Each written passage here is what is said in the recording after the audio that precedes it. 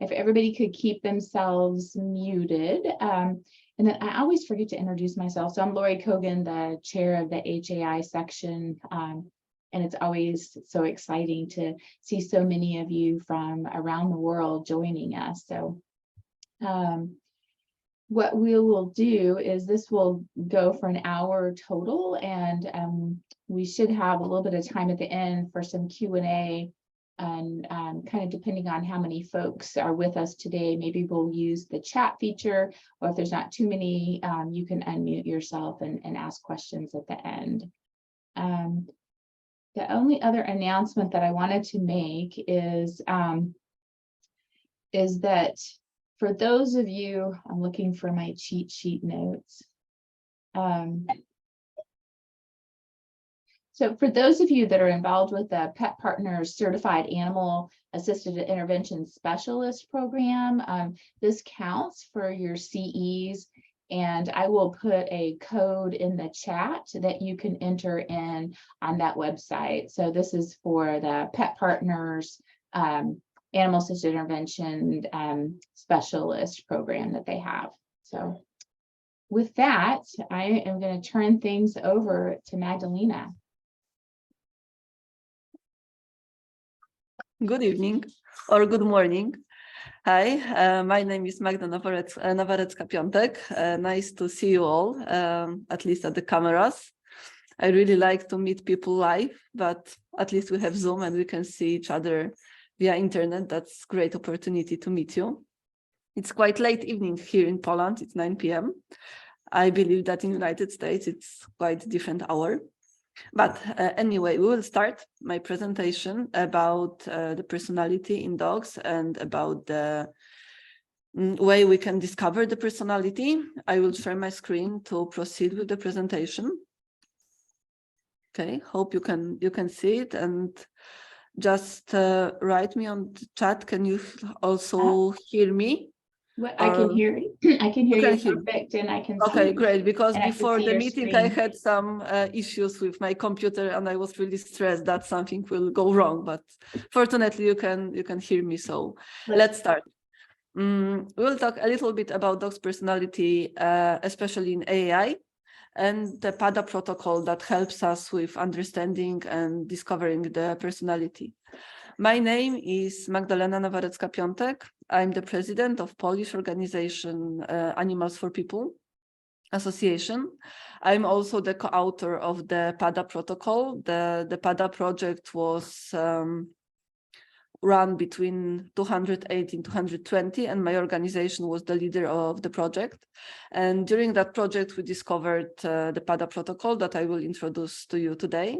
And that was discovered with the group of practitioners, experts, and also scientists from different countries to help us find a way to test the dog for AAI and to find the best dogs for AAI to protect their welfare and patients' welfare also. I work with AAI for over 18 years now. I'm training dogs, not only my own dogs. Because I'm a handler, I'm working with my own dogs in different facilities, but I'm also training human dog teams for different levels, from the very beginners and also expert teams with years of experience in AAI. And I'm always really happy to share my knowledge with them. On the picture, that was the first picture of my presentation, you could see the dog in the AAI situation, and I really love this picture because I think that it shows a lot about what is intervention and how can we understand it. Because on this picture you can see that there is a link between dog and the client, so there is a focus between them. There is a calmness in the dog because the dog knows the situation, is perfectly fine with it, and is happy in the place that it is. We can see the handler support because the handler is nearby, it's supporting the dog, it's being in touch also with the client. And of course, we have client's happiness because the person is happy to see the dog and to interact with the dog. And today we will talk about dog in AAI. But more, I would like to focus on the personality, not on training, because to have this situation that you've seen on the picture happen, we need to have both personality and training. But training is not the matter here. We will talk about the personality, because we know that the dogs have personalities, and that was proved in many research. So we know that there are different kinds of personalities, and if we bond with the dog, we can find out more about its personality, and we can also find a good match with dog's personality and the job that the dog is doing for us. Because not every dog is suited for AAI, and not every AAI dog is suited for other activities. We know that each dog has preferences, it has likes, dislikes, and also strategies for coping with the environment. So if there is something new or stressful or interesting in the environment, each dog have different preferences and strategies to cope with it and different reactions. And that means that we can learn a lot about the dog by observing its behaviors in different situations, and therefore we can also extrapolate those observations in the novel situations. And the PADA protocol was discovered to find answers about the personalities, so to make the observation in one situation and get some thoughts about dog's personality in general. So the goal of the PADA protocol and the PADA project itself was to introduce the AAI dog testing system that is based on scientific research. And as far as I know, that was the first project in the world that was supported by scientists. And in our team, we have had Adam Miklosi and his team from Eötvös Loránd University in Hungary. And they were supporting us in the research project and in observation that we've made during the process of discovering the PADA protocol. And thanks to that, we have the system that helps us with the selection of working dogs, and it helps us to find proper dog for AAI. And then it's easier to protect the dog's welfare and also the patient's welfare. And why it's important to test dogs before we introduce them to clients and we ask them to work with us in AAI. Of course, we are first of all taking care of dog's welfare. We are taking care of patient's welfare also, because if the dog is not suited, it could be dangerous for the patient, or the intervention could be not so successful as with the dog who is happy about working with people in novel situations. After the test, we can also match human-dog team to the proper activity. And all those things are really important when we are talking about good quality intervention. So we have participants' welfare, that is pretty important. And when we are working in AAI, we are also remembering about this One Health track. So the vision in which welfare of each participant is connected. So we cannot have happy and healthy people if the dog who is supporting them is unhappy or unhealthy. And that's what happened if the dog is stressed or not so interested in interaction. So we have to have all these three things connected and really matching together to make good quality intervention and to secure all participants' welfare, including, of course, dog, the participant, and the handler. So we have the PADA protocol that was released in 2020. And since that time, we are using it in different countries in Europe, and it's also free to download and read also in English. I will share the link later on. And in this PADA protocol, you can find 18 exercises that we are asking the dog to do with us. The dog decides for himself. So we are asking the dog to do something, but the dog is free to refuse or to do something else, but then it's also the information. So it's more about observing the dog, observing the behavior, and not forcing the dog to do anything. And all these exercises are under professional assessment because the person who is assessing the test is well educated. It has education not only in PADA protocol, but also it's a good animal expert. So we ask our evaluators to be also ethologists or to have equal education in understanding animal behavior. So all of them needs to have years of experience in dogs or in other animals, and they need to have solid education. We have after the PADA, we started to do some standardization in Europe. So we started in 3 countries. We started with Poland, Norway, and Hungary. That was the core of the project. But now we have many more countries that are involved in PADA, that have PADA evaluators, or at least started with the training or assessment in those countries. As you can see, there are pretty many of those. Now it's over 10 countries that are using PADA to test the dogs. So we have standardized mental tests for dogs. Now we are also working on standardized training for dogs, or actually it's more standardized training for instructors, because if we have instructors that are working in the same methods, of course, they will train dogs in the same way. And therefore, we have also standardized certification. So dogs who are certified in Poland, Norway, Slovakia, they have pretty much similar experiences and knowledge. And now, why do we use PADA? First of all, it's standardized. So then we can use it in different countries and compare the results. So we can, and it's really useful for science if you want to compare something, if you want to learn more about personality or learn more about which dog is suited for AAI. This is perfect database to do that. This is scientific approach. So we tested it for its validity, and we know that it's working. It's quite easy to use. So we have an application that is dedicated for PADA, and after the training, evaluator can use it and then score the dog in the application. It's complete. So it helps us to understand the behavior, and with the manual, you have quite detailed guidelines how to use it. It also meets AAI guidelines, so it helps to choose proper dog, and the dog is tested by professionals. And of course, it also helps science. So thanks to the database, we have more data to do more research and to know more about AAI. We are still developing the project.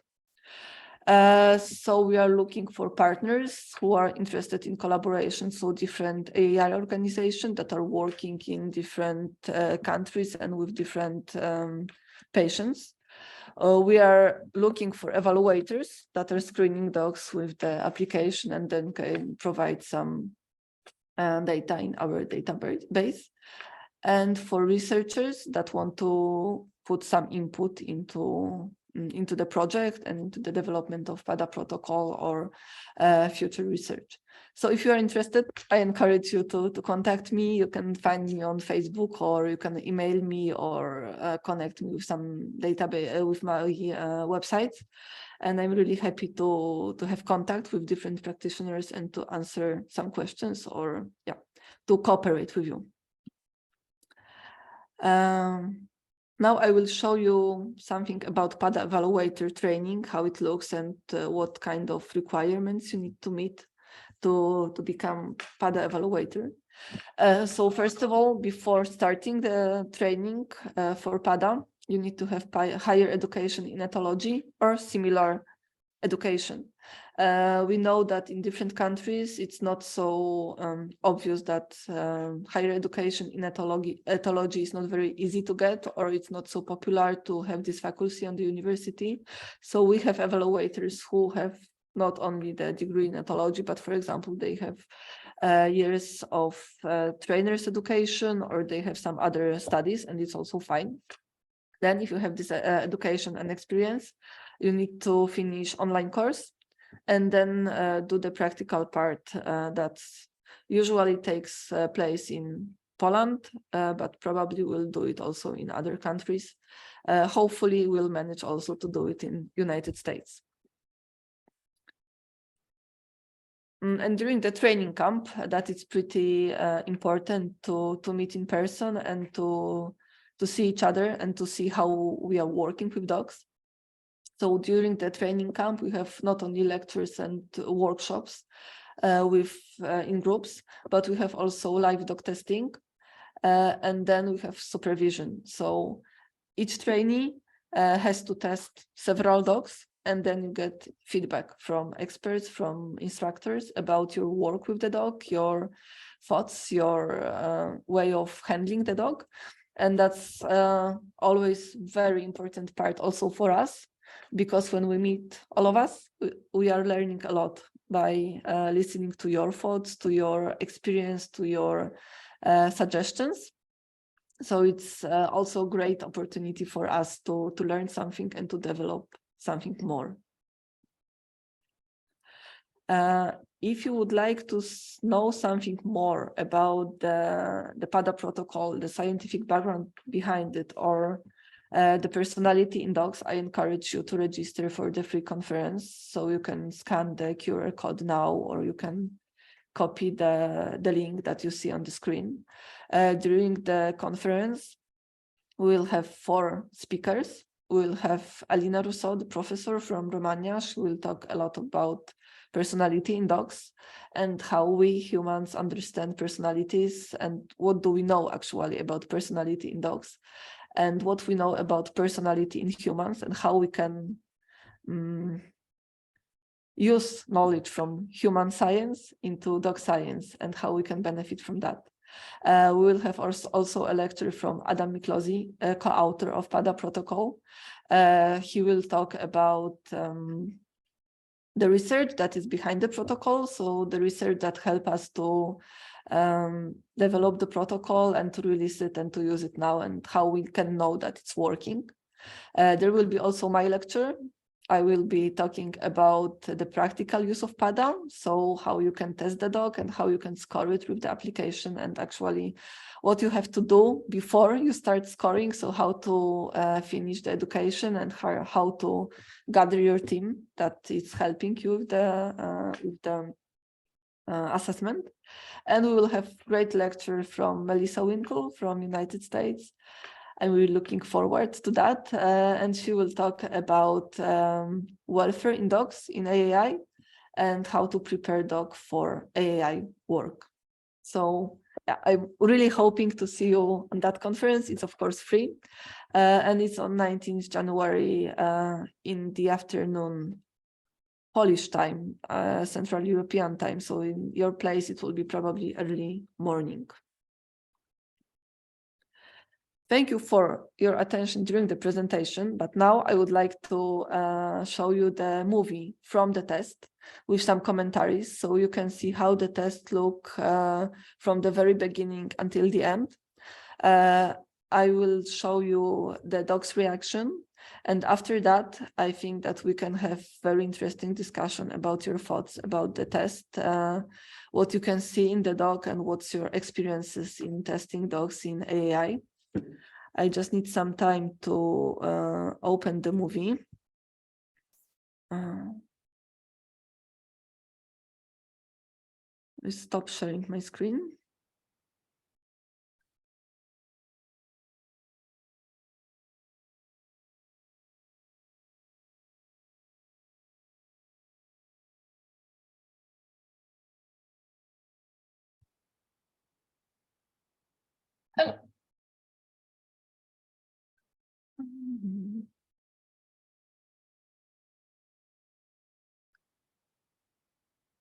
Okay, so I hope that you can see the video now, and also hope that you will hear the voice. The voice is recorded, so I'm not talking live, but I think that this way it will be better also for you to understand. You will see the test that was recorded during the project.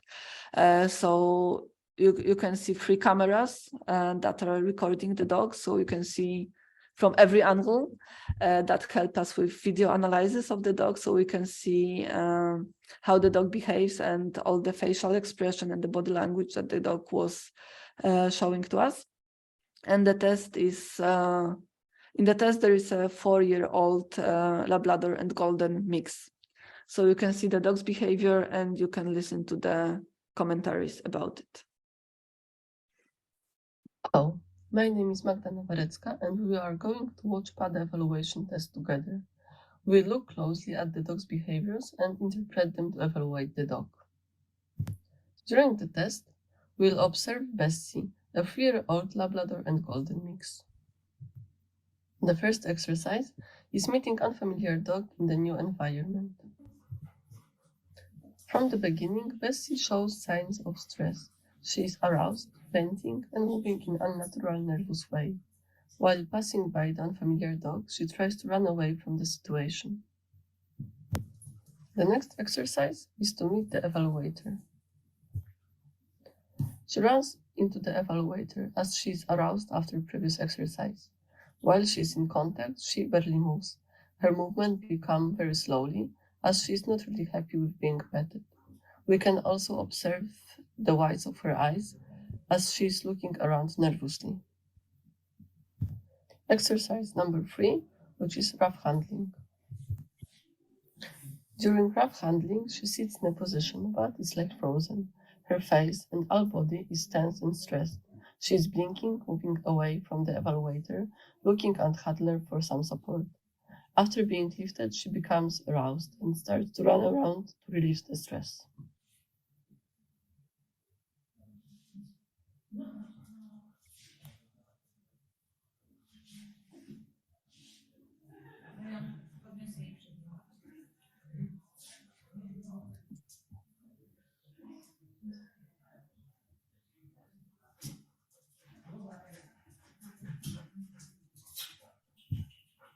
Come when called. When called, she is trying to avoid contact. She is moving a lot, panting, and looking for a different solution to break the interaction. She tries to sit, bark, move away. On the other hand, she is polite, so finally she comes to the evaluator. We can observe a lot of stress signals, like clicking, turning her head away, blinking, moving all body away.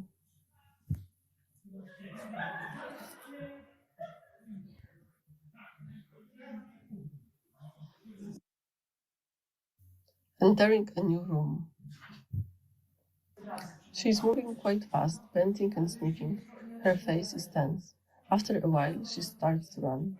She is not interested in contact with people, even if her handler is a little bit hard for her. She needs to shake after she was petted. She is not able to settle down and rest.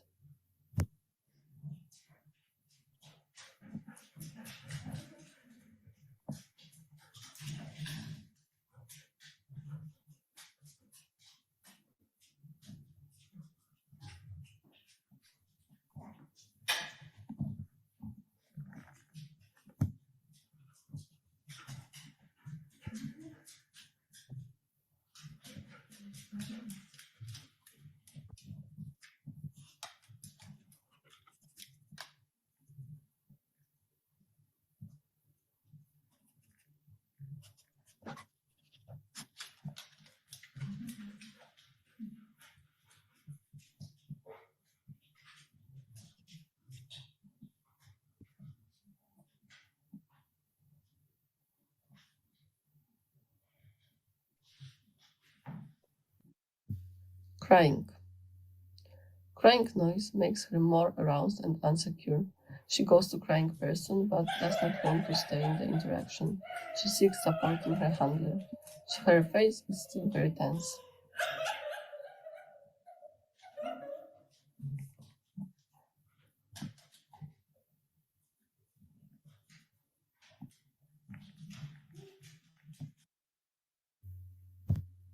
Screaming. She is scared by the noise. She is freezing, watching the evaluator carefully, and then slowly goes to her. Bessie shows a lot of stress signals. Her muscles are tense, and you can also observe the whites of the eyes.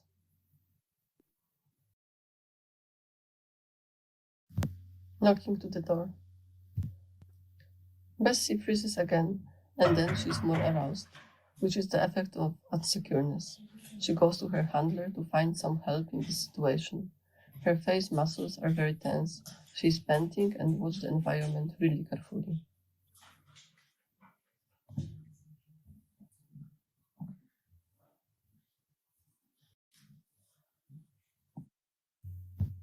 Come when called.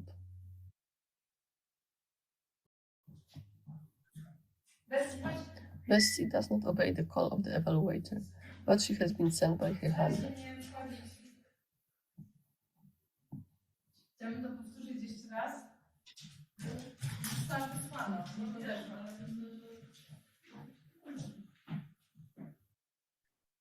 Now the evaluator is asking to repeat the test because Bessie was sent by her handler and we really wanted to see her own decision and reaction. So we didn't want her to obey the command of the handler, but we wanted to see, will she go if she has the opportunity not to be so obey. At second trial, she does not want to come, but again, being so polite pushes her to move forward and obey. As she feels really uncertain about the situation with the evaluator and she does not want the interaction, she becomes very aroused, runs around the evaluator, and comes back to her handler to find support.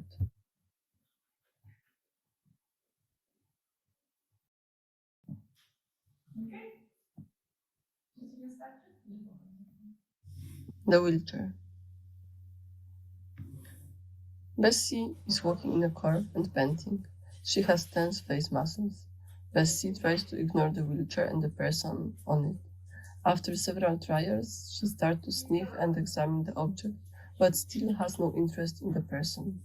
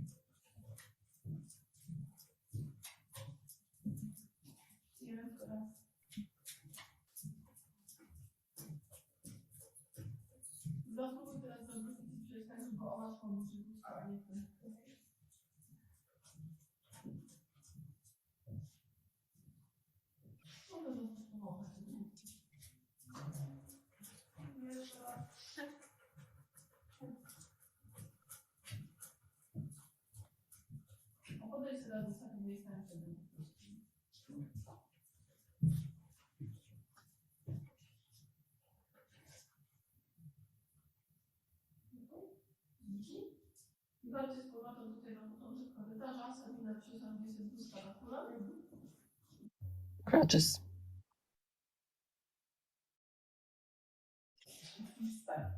At the beginning, we can see that Bessie is tired. Probably it's because of the previous exercises and amount of stress that she needs to handle. When she starts to walk towards evaluator, she is a little uncertain and walks in a curve, but then she decides to examine the crutches. Afterwards, she sniffs the floor, which could be her way of solving a difficult situation. Sniffing would be a strategy to cope with the difficult environment.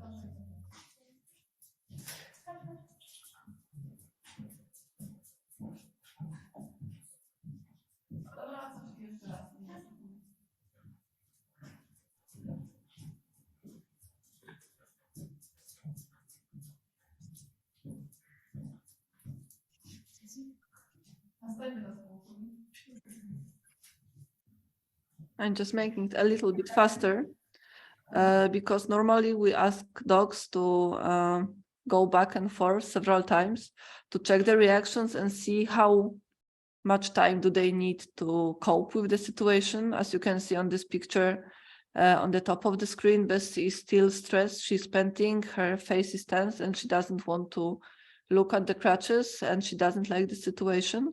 And she actually didn't want to do it also after several trials. The next exercise is when the evaluator is all the time the same person through all the tests, doing all those stupid and not nice things to the dog, because we really want to see also, is the dog eager to forgive stupid behaviors or not nice behaviors, or the dog will remember from the very first time, okay, I don't like you because you tried to pet me, you tried to touch my paws, or you tried to scream at me. So we are doing it all the time with the same person to see the dog's reaction. And here we ask the dog to jump on the bed. So it's very unstable surface. And on the bed, there is this naughty person again. So it's quite dangerous to be there, and we want to see is the dog ready to do it or not. She shows a lot of stress signals like turning away, licking, licking. Finally, she decides to jump as far from the evaluator as is possible. She obeys the handler but does not like the situation. She is panting, her ears go back, and her body is tense.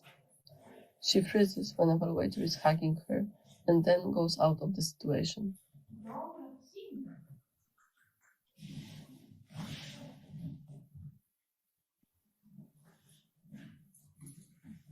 And that was really too much for her. Yeah, she didn't like to be hugged. More stress. She's more aroused, moving around, avoiding and shaking away.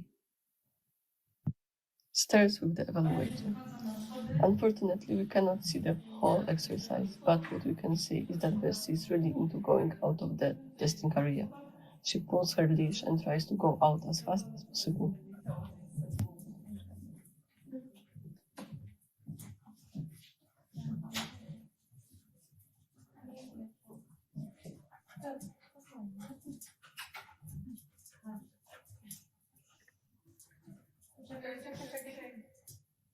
This exercise is to check is the dog ready to go with the stranger in the novel place. So we are going outside of the testing area, and the evaluator takes the leash and asks the dog to follow, and we are looking for the dog's reactions.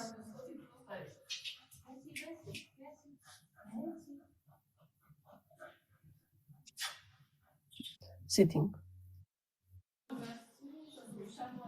After all those exercises, we ask the dog to perform Bessie obeys, but there are still a lot of stress signals like panting.